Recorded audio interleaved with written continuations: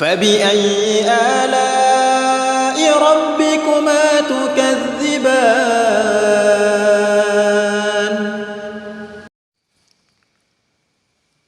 بسم الله الرحمن الرحيم السلام عليكم ورحمة الله وبركاته. Para asatidzah yang semoga senantiasa dalam lindungan Allah Subhanahu wa taala. Amin ya rabbal alamin. Pelajaran yang lalu kita telah membahas beberapa hukum yang sering sekali terjadi perselisihan cara membaca di antara para ulama al-qurra. Di antaranya adalah al-mudud. Al-mudud jamak dari kata al-mad.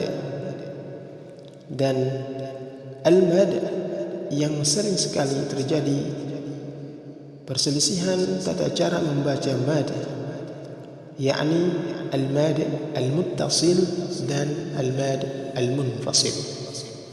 Al-mad al-muttasil adalah mad bertemu dengan hamzah di dalam satu kosakata. Jika dalam keadaan wasal, maka boleh dibaca 4 sampai 5 harakat, dan lebih utama dibaca 4 harakat. Namun jika dalam keadaan waqaf dan di ujungnya terdapat hamzah, maka boleh dibaca sampai 6 harakat. Contoh as-samaa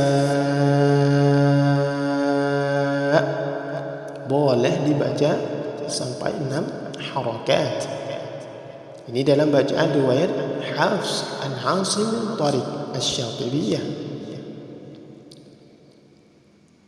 Kemudian al-mad al-munfasil adalah mad yang bertemu dengan hamzah di lain kosakata.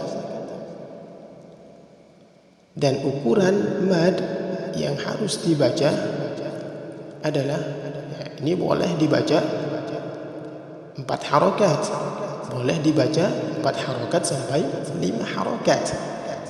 Ya, boleh juga dibaca 2 harakat.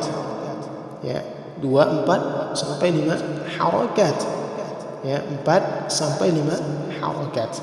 Akan tetapi al-muqaddam wa at-tawassut. Akan tetapi lebih utama dibaca 4 harakat. Dan ini di dalam bacaan riwayat Hafs an Asim Tariq Asy-Syatibiyah. Inilah penjelasan kita pada pertemuan sebelumnya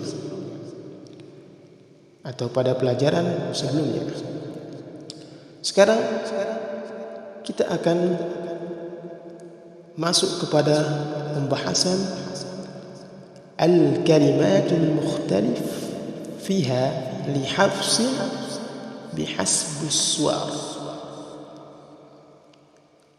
Kalimat-kalimat yang sering terjadi perselisihan para ulama tentang cara baca di dalamnya, ya, untuk riwayat Hafs, ya, baik riwayat Hafs min Tariq Asy-Syatibiyah maupun riwayat Hafs min Tariq Thayyibah. Maka di situ terdapat kalimat-kalimat, ya, yang sering terjadi, ya, perselisihan tata cara membacanya.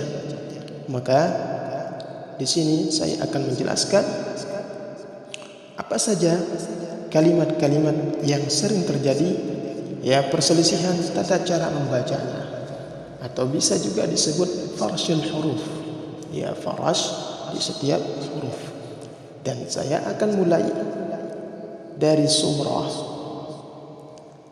yang kedua, ya, surah yang kedua, yakni suratul Baqarah.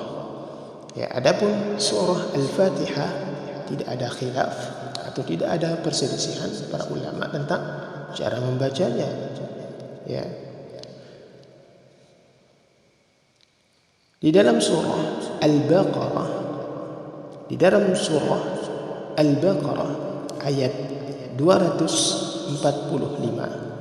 Kita loncat saja langsung, ya. Al-Baqarah itu di dalam surah Al-Baqarah cuma satu, ya. Cuman satu di dalam surah Al-Baqarah ayat 245. Silahkan dibuka. Dalam bacaan riwayat Hafs an Asim bin Tariq Asy-Syatibiyah, ya. Kosakata wa yabsutu, ya, wa yabsutu. Perhatikan di atas kosakata wa yabsutu, di atas huruf shad itu tertulis huruf sin, ya. Maka di dalam bacaan kita riwayat Hafs bin Tariq Asy-Syatibiyah membacanya dengan menggunakan huruf sin, ya, dan ini satu cara baca, ya, satu cara baca. Ini khusus riwayat Hafs bin Tariq Asy-Syatibiyah.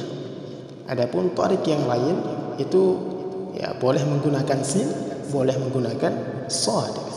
Ya, contoh Man dzalladzi yuqridu Allah qardan hasanan fayudha'ifahu lahu ad'afan katsirah wallahu yaqbidu wa yabsutu wa ilayhi turja'un. Nah, kosakata wa yabsutu di dalam bacaan kita riwayat Hafs an Asim bin Tariq Asy-Syatibiyah harus menggunakan sin, ya, dan ini satu cara baca, sin wajhan wahidan.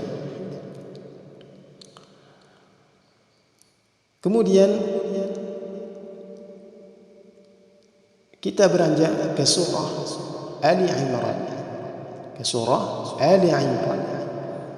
Di dalam surah Al-Baqarah, ya, hanya satu bacaan yang terdapat di dalamnya perselisihan cara membaca, ya, khusus riwayat Hafs, Nah, sekarang kita beranjak ke surah Ali Imran, ya, di awal surah Ali Imran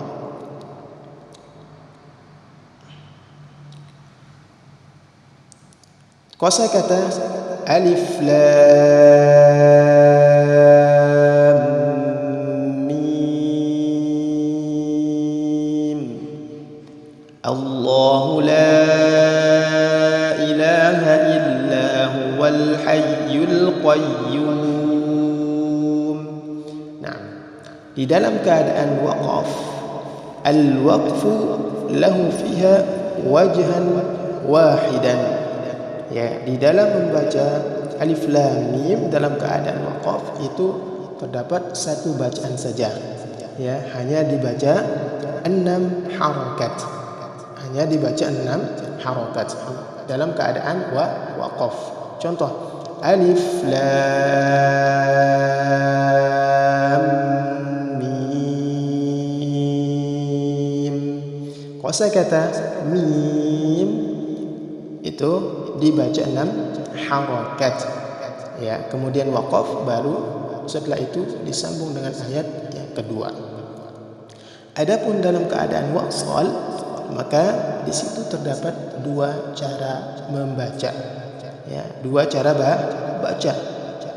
Cara yang pertama yaitu dibaca dengan 6 harakat disertai dengan memberikan fathah pada huruf mim. Contoh alif lam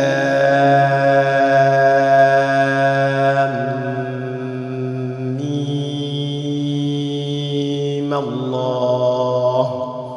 Jadi cara membacanya 6 harakat disertai dengan memberikan fathah pada huruf mim pada lafaz alif lam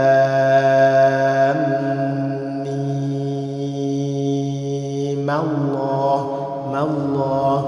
Nah, seperti itu. Itu cara yang pertama. Kemudian cara yang kedua adalah membaca dengan dua harakat disertai memberikan fathah pada huruf mim. Contoh, alif lam mim Allah. Nah, saya ulang sekali lagi. Cara yang kedua adalah dengan cara dua harakat disertai memberikan fathah dengan huruf mim. Contoh, alif lam mim Allah. Nah, itulah cara membaca surah Ali Imran. Ya, saya ulang, dalam keadaan waqaf dibaca 6 harakat. Adapun dalam keadaan wasal, ayat pertama dengan ayat yang kedua, maka memiliki dua cara baca. Yang pertama dibaca 6 harakat disertai memberikan fathah pada huruf mim. Kemudian yang kedua adalah dengan cara membaca 2 harakat disertai memberikan harakat fathah pada huruf mim. Boleh menggunakan salah satu di antara keduanya. Wallahu ta'ala a'lam bis-shawab. Wassalamu alaikum warahmatullahi wabarakatuh.